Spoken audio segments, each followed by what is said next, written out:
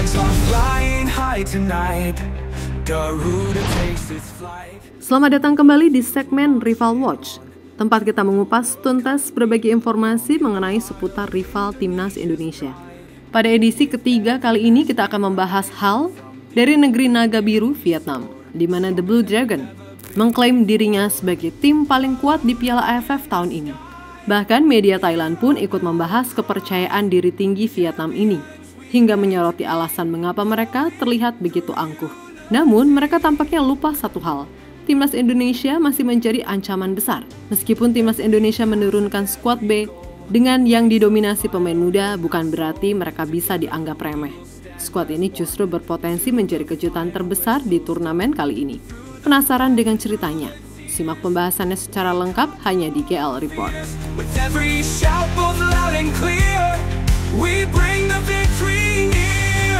Garuda in the sky, hear our battle cry. Champions we aim to be, glory through unity.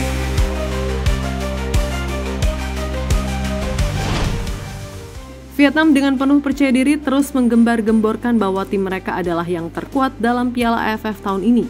Klaim ini didukung oleh artikel media Vietnam The Tao 247 yang menulis tajuk besar, Timnas Vietnam terkuat di Piala AFF 2024. Artikel tersebut menyoroti bahwa Vietnam akan menurunkan skuad yang disebut-sebut sebagai terkuat, termasuk kehadiran 3 pemain naturalisasi. The Tao bahkan juga memberikan gambaran starting terkuat mereka dengan formasi 3-4-3 racikan pelatih asal Korea Kim Sang-sik. Tak hanya itu saja, Vietnam juga memiliki nilai pasar skuad yang mencapai 150 miliar rupiah, termasuk pemain bintang seperti Rafael Son atau Swoang Son, striker baru yang tengah jadi sorotan. Media Vietnam terus menggaungkan nama Nguyen Swoang Son, yang mereka klaim sebagai salah satu striker terbaik di Asia. Swoang Son saat ini menjadi pencetak gol terbanyak kedua di AFC Champions League 2 dengan koleksi 5 gol. Statistiknya semakin mengesankan dengan total 14 gol dari 13 pertandingan di semua kompetisi musim ini, termasuk torehan 8 gol dalam 4 pertandingan terakhirnya. Melihat catatan ini, The Tao 247 yakin Swoang Son akan menjadi mesin gol utama bagi Vietnam di Piala AFF 2024.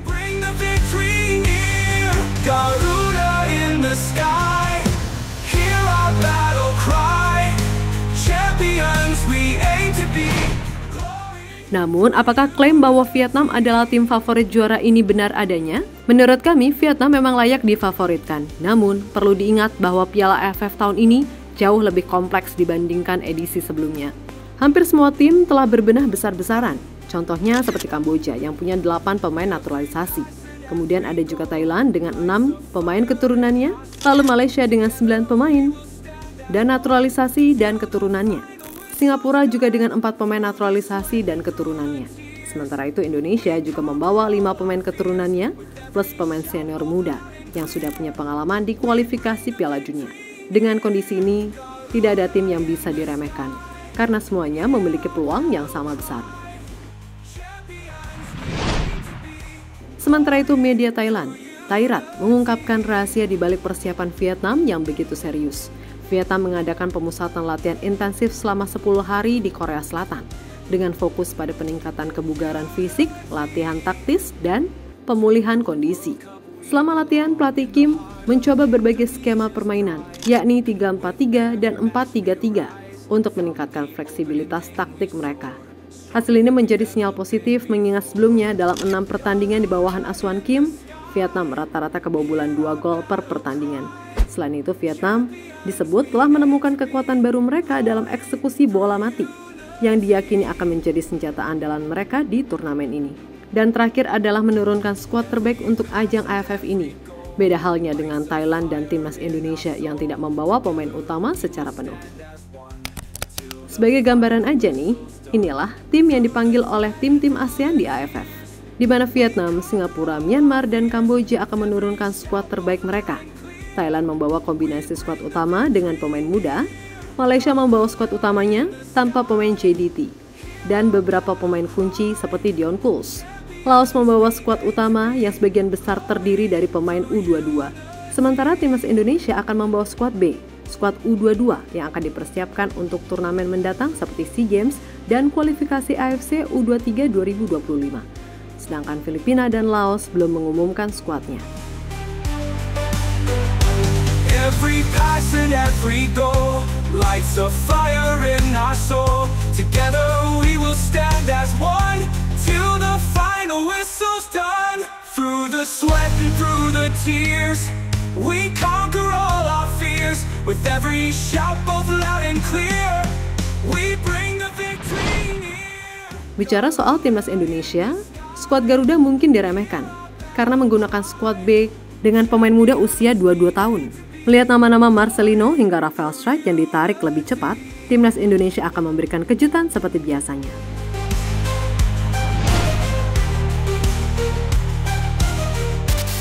Kabar gembira datang dari timnas Indonesia Rafael Strijk, yang sebelumnya dikabarkan baru bisa bergabung pada laga semifinal. Kini dipastikan datang lebih cepat dari yang diperkirakan. Awalnya PSSI berusaha melobi agar Rafael bisa tampil pada laga penting melawan Filipina pada tanggal 17 Desember. Namun upaya mereka ternyata membuahkan hasil lebih besar. Berdasarkan informasi terbaru, Rafael Strijk akan tiba pada tanggal 8 Desember, jauh lebih awal dari rencana awal. Dengan kedatangannya yang lebih cepat, ada kemungkinan Rafael sudah bisa memperkuat timnas saat menghadapi Myanmar di pertandingan pembuka. Ini jelas menjadi kejutan besar bagi para rival Indonesia di Piala AFF. Sat-sat banget ya kerja PSSI kali ini. Gimana pendapat kalian, Sob? We conquer all our fears. With every shout both loud and clear, we bring the victory. Timnas Indonesia U22 juga menunjukkan kejutan lain yang tak kalah menarik. Dalam laga uji coba melawan Bali United, mereka tampil dengan gaya bermain ala tiki-taka dan sukses menang tipis 2-1. Permainan cepat dengan sentuhan magis 1-2 yang diperlihatkan para pemain menjadi daya tarik tersendiri. Strategi ini tampaknya dipersiapkan sebagai senjata andalan untuk menghadapi para rival di Piala AFF nanti. Highlight dari pertandingan tersebut sempat diunggah di kanal YouTube Bali United. Namun sayangnya, video tersebut kini telah di-private. Mungkin saja ini adalah bagian dari strategi agar taktik timnas Indonesia tidak terpantau oleh rival. Namun, kita masih bisa melihat cuplikan permainan mereka dari beberapa video yang telah tersebar sebelumnya. Seperti dalam video yang kami unggah sebelumnya, tiki-taka timnas U22 memperlihatkan koordinasi apik antar pemain, di mana bola tidak terlalu lama dikuasai dan langsung diteruskan ke rekan dengan umpan-umpan cermat dan positioning yang tepat. Ini jelas menunjukkan potensi besar dari skuad muda Garuda. Jika pola permainan ini berhasil diterapkan di turnamen nanti, bukan tak mungkin timnas Indonesia akan kembali menghadirkan kejutan besar.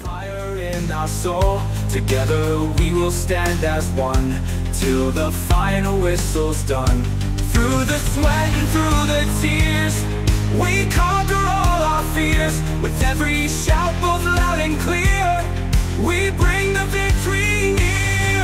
Garuda in the sky. Ya, AFF bukan hanya tentang klaim siapa yang terkuat, tetapi juga bagaimana setiap tim mampu menjawab tantangan di lapangan. Vietnam mungkin datang dengan kepercayaan diri yang tinggi dan skuad terbaiknya. Namun timnas Indonesia dengan skuad U22-nya tak bisa dianggap remeh. Kini patut kita tunggu bagaimana Garuda Muda siap memberikan kejutan. Ingat, perjuangan timnas Garuda menjunjung nama baik Indonesia sama mulianya dengan menjunjung es teh. Oleh karena itu, dukung terus timnas Indonesia bagaimanapun nanti hasilnya.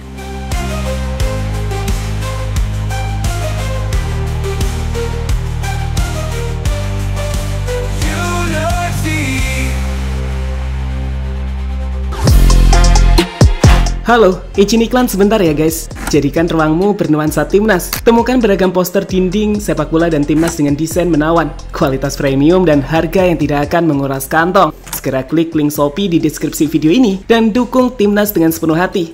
Mulai dari dinding rumahmu.